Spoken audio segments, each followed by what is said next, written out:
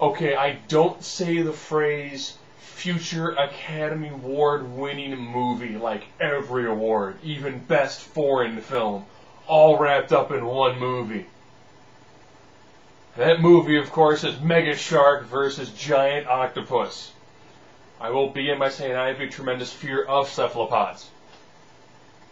However, the one in this movie seems so epically real I almost soiled myself repeatedly. I was that frightened.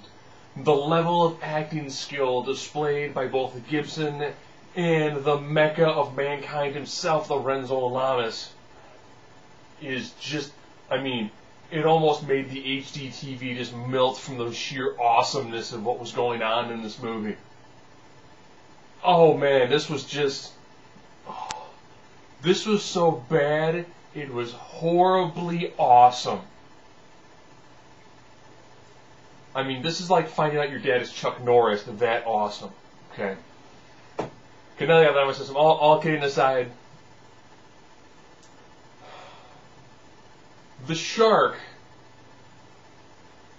the size the shark would have to be to attack something like the Golden Gate Bridge would be monstrous. It literally bites the whole Golden Gate Bridge in one motion. It bites straight through it.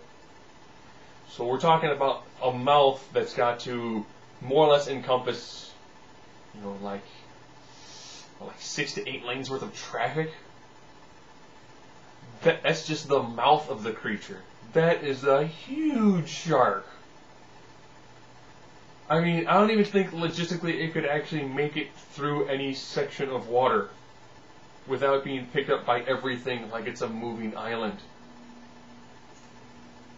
The octopus itself, this makes, the Kraken that you saw in Pirates of the Caribbean look like a jellyfish next to an Architeuthis. I am all for large animal, crappy special effects beatdowns. This reminds me very much of Boa versus Python, movies of that ilk.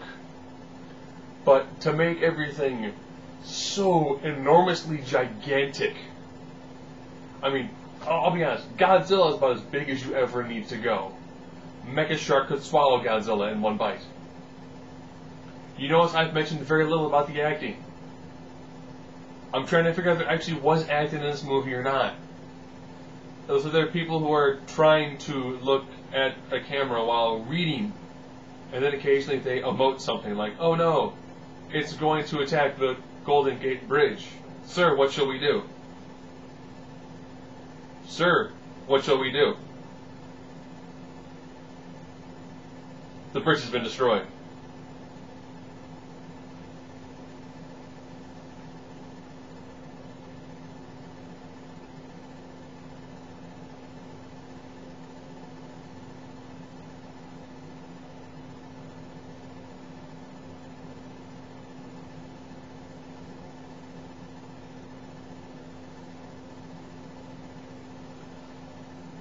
You get more emotional connection from the Green Goblin in the first Spider-Man movie, and you couldn't actually see any sort of emotion on his face.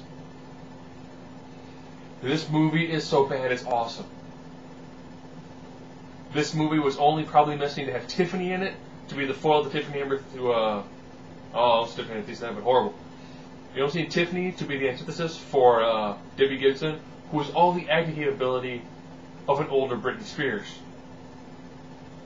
And it needs someone to go against Lorenzo Lamas. Someone who... Actually, Lorenzo Lamas back in Renegade, that was an awesome show. That was like the pre-Walker Texas Ranger. I think Lorenzo Lamas almost needed to have Steven Seagal be the foil to him in this movie. And you probably would have had one of the greatest movies ever made. So Machete comes out. So... Mega Shark versus Giant Octopus. If you have time to kill, and you are not afraid to eviscerate your time, or if you got some buddies and you've got to eat a lot of popcorn, this is cinema at its finest. if you get 5 of your friends together, barely have the dialogue going, and do your own dialogue instead.